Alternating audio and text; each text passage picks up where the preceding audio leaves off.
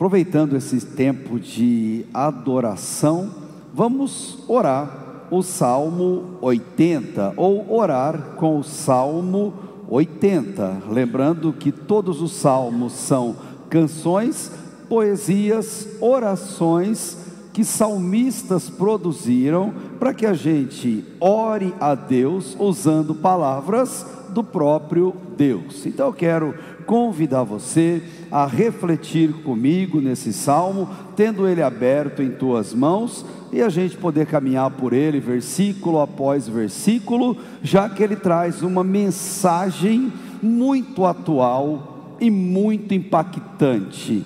Orar por restauração é nossa obrigação.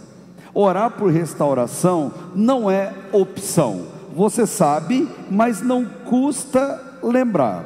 Toda desobediência tem um custo, às vezes caro demais para ser pago. E na nossa relação com Deus, isso não é diferente, muito pelo contrário. Deus, Ele é bom, Ele nos cobre com bênçãos, nos ensina o caminho por onde seguir para a gente ser abençoado. Deus chegou ao ponto de mandar seu único filho morrer na cruz em nosso lugar, e ainda assim, Ele não nos obriga a amá-lo. Ele não nos força a reconhecê-lo, a amá-lo e a segui-lo. Entretanto, e é importante a gente lembrar, Deus julga com justiça todos os atos nossos. Nós, criaturas do Senhor, Ele está julgando cada ato. A desobediência tem um preço. Já a obediência, o outro lado da moeda, ela gera reconhecimento, ela gera um prêmio. E nós temos exemplos claros. Por exemplo, quando Deus olha para Jó e reconhece que Jó era um homem obediente. Nós vamos olhar esse exemplo também em tantos outros lugares da Bíblia, mas especialmente em Romanos 16, quando Paulo dá uma relação de nomes e diz: pois a vossa obediência é reconhecida por todos. Mas também tem uma outra verdade que eu quero compartilhar com você. Desobedecer a Deus é algo imprudente, mas além de imprudente, traz um mal terrível ao desobediente. E o Salmo 80, ele é um complemento do Salmo 79, na verdade, ele é uma conclusão. E se você se lembra, o Salmo 79 mostra o povo de Deus desobedecendo ao Senhor e pagando um preço muito caro por aquilo. A rebelião contra Deus custou demais. Eles tentaram viver do seu próprio jeito, tentaram viver abandonando a Deus e a sua palavra, mas no Salmo 80, Deus, por ser bom, por ser misericordioso, Ele oferece um caminho de restauração, um caminho que nos mostra que apesar de nós, Deus sempre nos estende a sua mão. Como Deus é bom para conosco. Aquele hino 352 do nosso inário para o culto cristão, tem no refrão essa mesma mensagem: sempre perto está, sempre te ouvirá Cristo Senhor, não te deixará, nunca falhará seu grande amor. Lembra que nas horas de tristeza e aflição, Cristo te estende sua forte mão. Contudo, algo fundamental precisa ser dito e compreendido por você que está nos ouvindo nesse exato momento e por mim que estou aqui te falando. Só existirá restauração se houver reconciliação com Deus. Necessariamente, sem reconhecimento do erro, confissão sincera, arrependimento verdadeiro do pecado, não há perdão, e se não há perdão, não há salvação, e se não há salvação, não há restauração. O profeta Isaías, ele disse algo muito importante, ele já nos alertou lá no passado sobre isso, dizendo: eis que a mão do Senhor não está encolhida para que não possa salvar, nem agravado o seu ouvido para que não possa ouvir. Mas as vossas iniquidades fazem separação entre vocês e o vosso Deus, e os vossos pecados encobrem o seu rosto de vocês, para que não vos ouça. É a mensagem de Isaías 59. A mão do Senhor não está encolhida, apesar de nós, nossa dureza, nosso pecado, nossa fragilidade. Deus sempre estende as mãos e diz: o problema não é comigo, é com vocês, que endurecem o coração, e que por conta do seu pecado contínuo, a sua oração não chega diante de Deus. Por outro lado, Deus também falou ao profeta Jeremias, e para Jeremias Deus foi extremamente didático. Ele desenhou para Jeremias um cenário a respeito de restauração. Deixa eu te contar um trechinho de Jeremias capítulo 18. Esta é a palavra que veio a Jeremias da parte do Senhor. Olha o que Deus disse para ele: vá à casa do oleiro, e ali você ouvirá a minha mensagem. Então fui à casa do oleiro e o vi trabalhando com a roda, mas o vaso de barro que ele estava formando estragou-se em suas mãos, e ele o refez, moldando outro vaso de acordo com a sua vontade. Então o Senhor dirigiu-me a palavra e disse: ó comunidade de Israel, será que não posso eu agir com vocês como fez o oleiro? Ele diz, pergunta o Senhor: como barro nas mãos do oleiro, assim são vocês nas minhas mãos, ó comunidade do Brasil.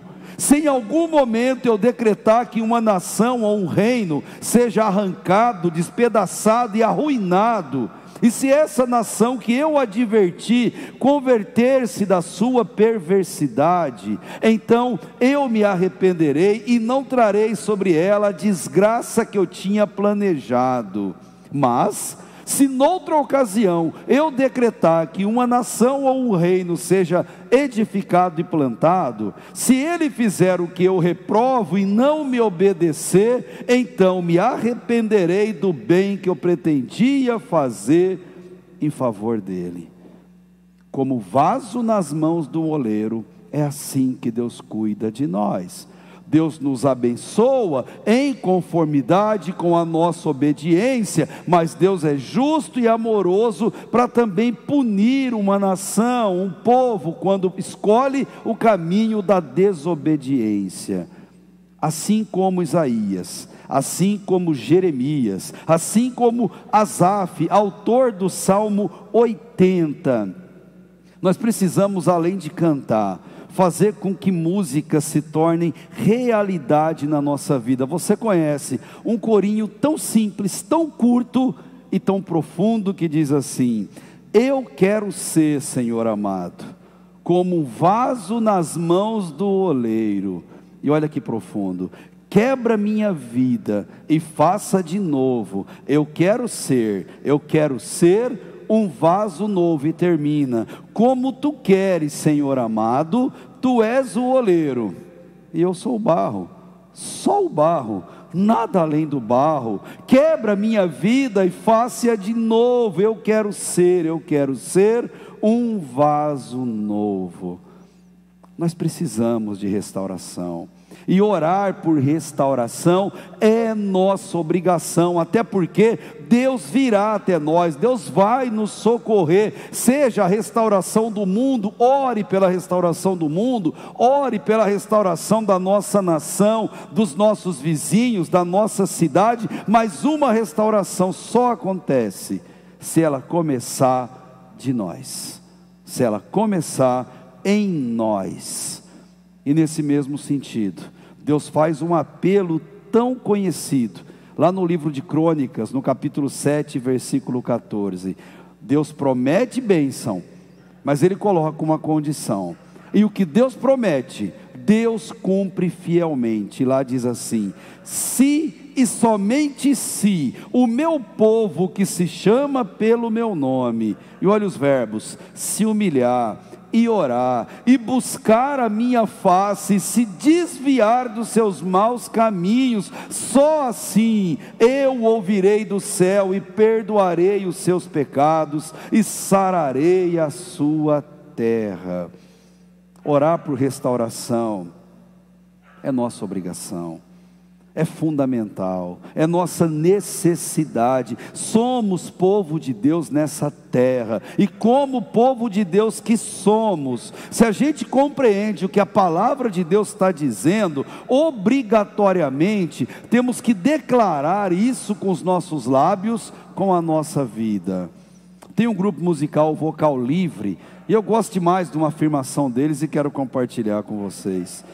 Quero ver mudar, mas se eu aqui só esperar, eu sou um deles, sou só um deles. Minha oração só é real transformação se começar em mim. Haja mais amor a começar em mim, amor que eu tanto quero ver a começar em mim.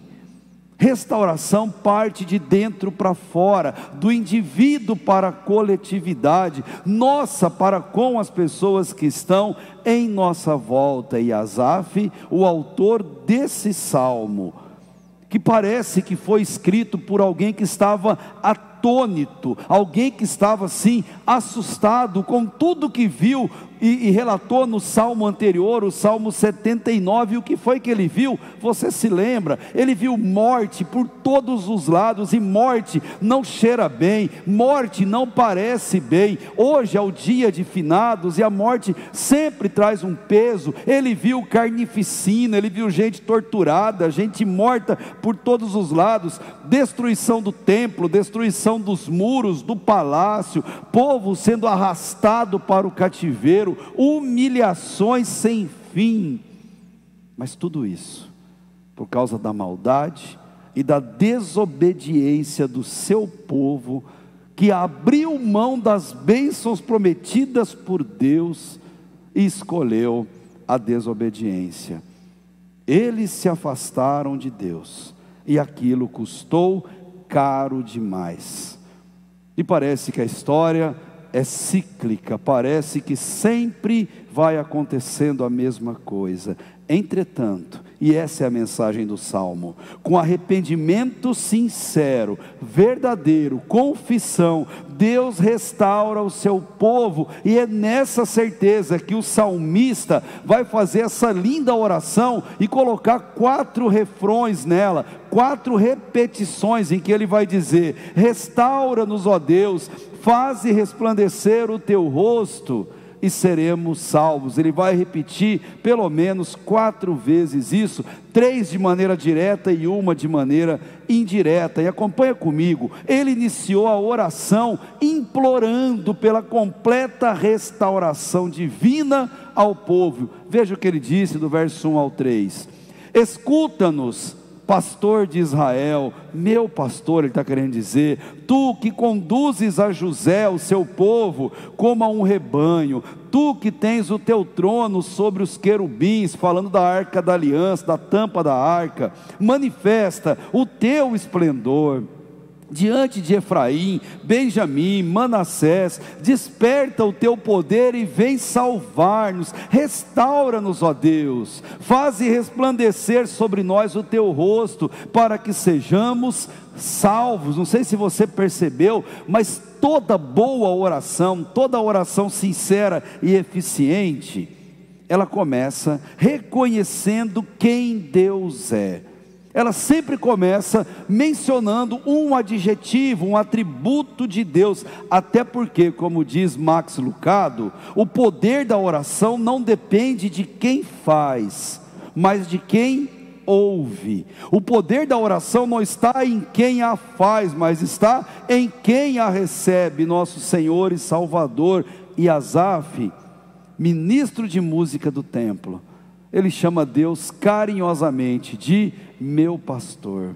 pastor do meu coração. Ele chama Deus de rei, rei que reina, Deus que está entre os querubins, fazendo essa menção à arca da aliança, colocando Deus entronizado acima de todos. E Jesus? Como que Jesus se referia a Deus? Qual adjetivo Jesus usava para falar com Deus? Pai, Pai nosso, como na oração mais conhecida de Mateus capítulo 6, no Sermão do Monte, e tantos outros apóstolos, pais da igreja, eles chamavam Deus do quê? De Senhor, em reconhecimento à autoridade divina. Mas a pergunta é: e você? E você, como você se refere a Deus em suas orações? O adjetivo que você usa, o adjetivo que você escolhe, expressa respeito, intimidade, carinho, afeto e amor por Deus? Os de Asaf, eu tenho certeza que sim. Asaf implora: faze resplandecer o seu rosto. E essa expressão nós já vimos aqui. Essa expressão, o suplicante vem até o rei, estende as mãos ao rei e faz um pedido, uma súplica, e ele fica de cabeça baixa, ansioso, aguardando a resposta. E quando ele levanta a cabeça, ele olha para o rosto do rei, e tudo o que ele quer é que o rei esteja olhando para ele e esboçando um sorriso, porque o sorriso do rei antecede a resposta positiva. É o rei querendo dizer: eu me agrado com o seu pedido e eu vou atender ao seu pedido. E Asaf diz que ele ora a Deus olhando e clamando, esperando de Deus um sorriso para dizer: sim, Asaf, eu concordo com a sua oração. Sim, Asaf, eu recebo o seu arrependimento. Sim, Asaf, eu vou restaurar a sua nação, vou restaurar a sua vida. Sim, eu concordo com o que você está pedindo. Pensando nesse verso, verso 3, pense um pouquinho. Deus tem esboçado um sorriso para as suas orações? Quando você ora, você sente isso?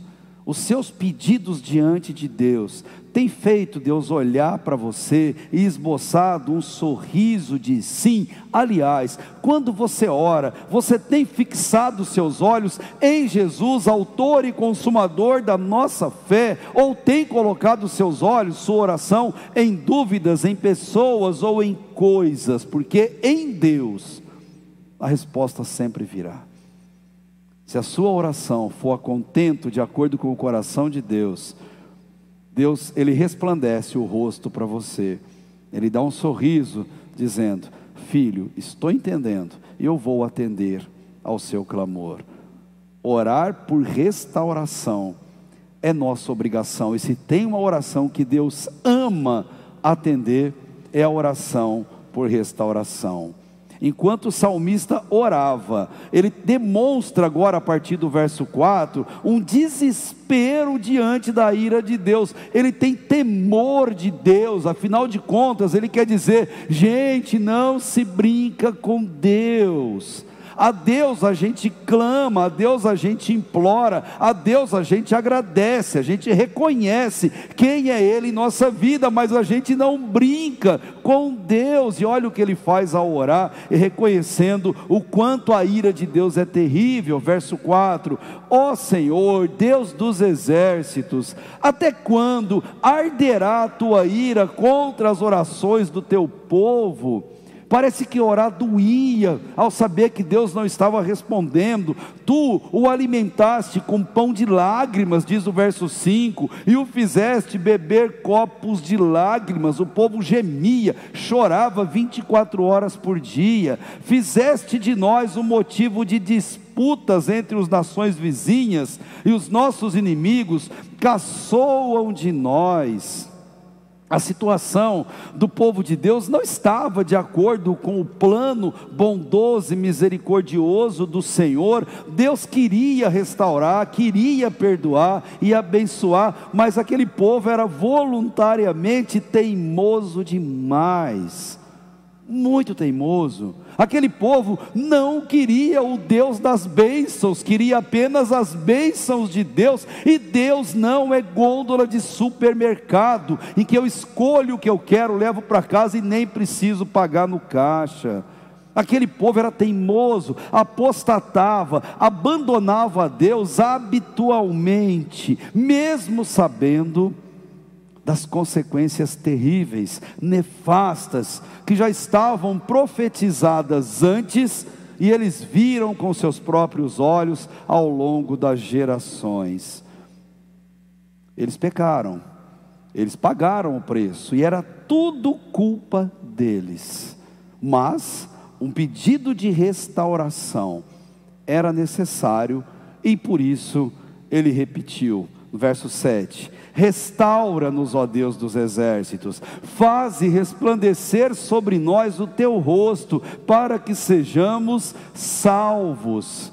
Como Deus sempre é fiel à sua aliança com o povo, como Deus sempre é bom e misericordioso, Ele trata com amor aqueles que lhe pertencem. Por isso, Asaf vai contar na sequência o exemplo de uma videira, de uma plantação de uva, comparando o povo de Deus àquela plantação de uva, aquele vinhedo. E ele vai usar de uma linguagem muito campestre, muito rural, mas que serve de alegoria para a gente entender o que Deus fez e faz com o seu povo. Olha a partir do verso 8: do Egito trouxeste uma videira, ou seja, o meu povo, expulsaste as nações e a plantaste na terra de Canaã, a terra que mana leite e mel.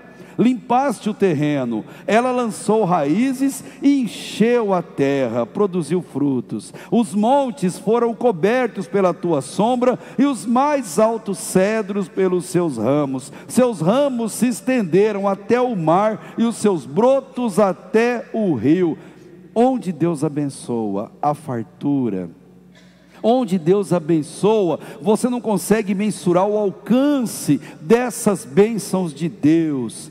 Todavia, em razão dos seus pecados reiterados, constantes, todavia, em razão da dureza do coração deles, aquele lindo vinhedo, aquela linda plantação de uva, foi desolada por uma razão.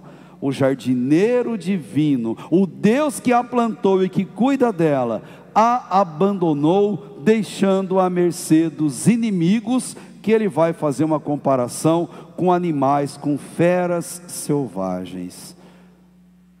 É muito triste quando o jardineiro abandona a sua vinha. Não permita que a sua casa, que a sua família, vinha do Senhor dos exércitos, seja abandonada por conta da dureza do seu coração. Olha o verso 12 em diante: porque derrubaste as suas cercas, permitindo que todos os que passam apanhem as suas uvas? Javalis da floresta a devastam, e as criaturas do campo delas se alimentam. Volta-te para nós, ó Deus dos exércitos, dos altos céus olha e vê, toma conta dessa videira, da raiz que a tua mão direita plantou, do filho que para ti fizeste crescer. Tua videira foi derrubada, como lixo, foi consumida pelo fogo, pela tua repreensão perece o teu povo. Duro demais da conta, mas lembre-se, o resultado de se abandonar ao Senhor é ficar abandonado por Ele, e nada pode ser pior do que isso na vida de uma pessoa. Nada pode ser pior do que alguém ser deixado à sua própria conta, a viver do seu próprio jeito, porque o que nós conseguimos com isso é só afundar, e afundar rapidamente. Sabe o que acontece quando Deus abandona?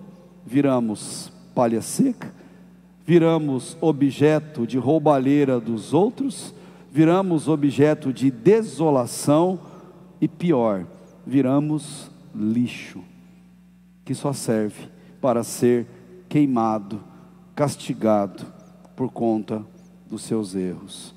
Dura coisa, dura, é a repreensão do Senhor a um coração embrutecido, obstinado e desobediente.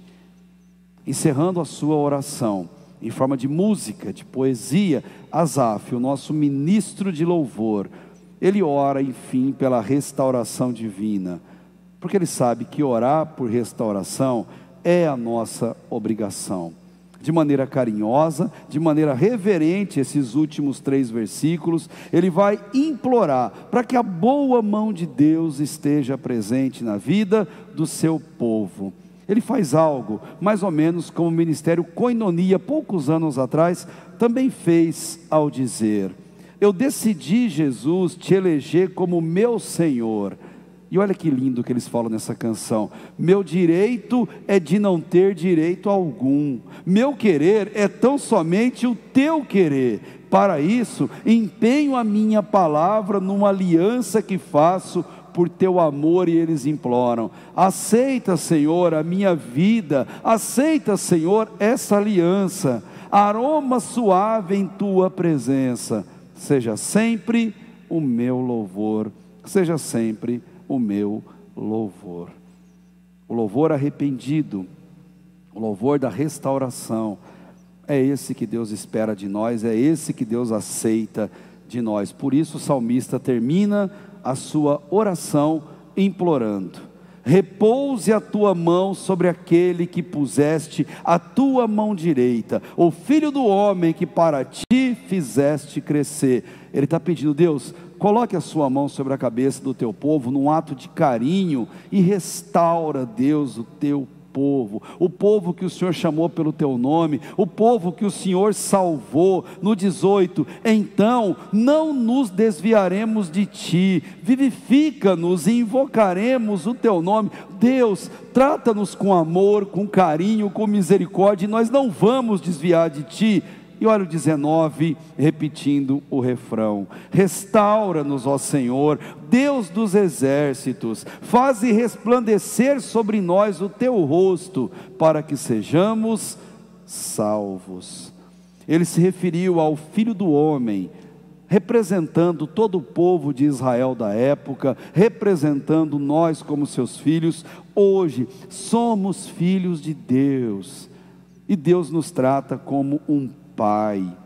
Ele nos ama, nos direciona, Ele nos corrige, e Ele sempre nos abençoa quando buscamos uma vida de obediência. Com a sua mão Ele nos guia, além de corrigir, Ele nos motiva, para que a gente tenha forças de glorificar o seu nome. Aliás, queridos, o que seria de nós se Deus não aliviasse a sua mão sobre nossas vidas tantas e tantas vezes? O que seria de nós se a mão de Deus não fizesse um cafuné, se a mão de Deus não nos segurasse, se a mão de Deus não nos guiasse por onde temos que seguir? Deus é relacional, Deus é amoroso, e Deus nos quer bem pertinho de si. Então eu devo te perguntar, encerrando essa meditação: de que tipo de restauração você está precisando exatamente hoje? Qual é a restauração que você sente falta em seu coração, em sua vida? Seja ela qual for, seja em que área for, orar por restauração é nossa obrigação, porque Deus está sempre pronto a nos restaurar.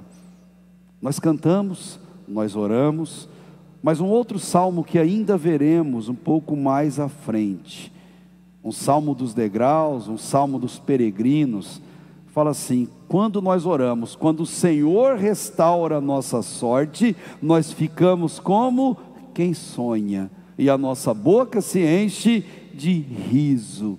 E o ministério Zoe, eu termino com essa canção deles, eles pegaram esse salmo e transformaram em música.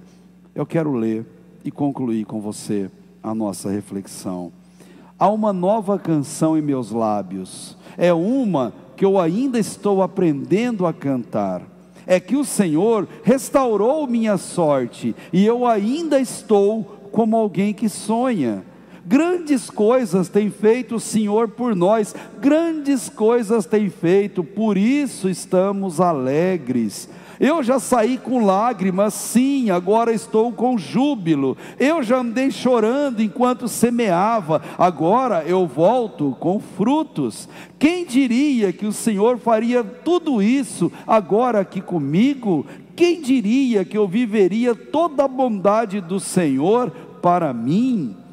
E terminam: quando o Senhor restaurou a sorte de Sião, do nosso país, da sua casa, da sua família, nós ficamos como quem sonha. Então a nossa boca se encheu de riso e os nossos lábios de louvor, e se dizia entre todas as nações: grandes coisas fez o Senhor por eles. Sim, grandes coisas fez o Senhor por nós, por isso estamos alegres, aleluia. Escreve no chat: grandes coisas fez o Senhor por mim, por isso eu estou alegre.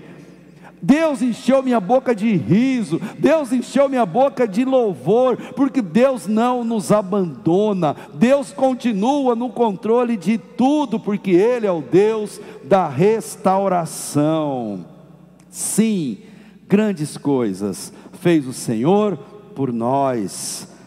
Quer voltar a sorrir, se o sorriso sumiu dos seus lábios? Ou quer manter esse sorriso feliz e eterno?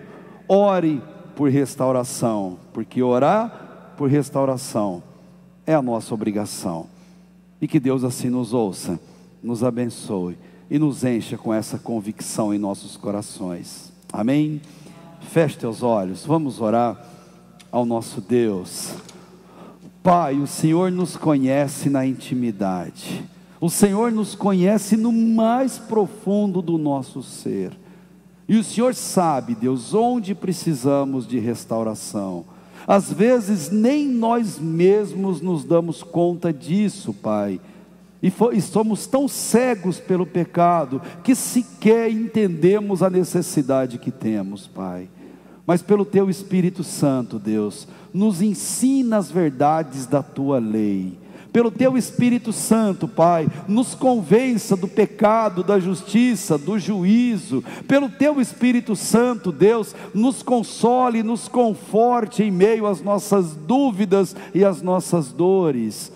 Obrigado, Deus, porque o Senhor ama essa nação, ama essa igreja e ama as nossas famílias individualmente. Obrigado, Deus, por mandar seu Filho morrer na cruz em nosso lugar. Obrigado por nos guiar com Tua mão poderosa. E obrigado a Deus, porque o Senhor está pronto, sempre pronto, para restaurar a nossa sorte. E assim, Deus, queremos encher nossos lábios de alegria, de sorriso e de louvor ao Senhor, que vive e reina para todo sempre.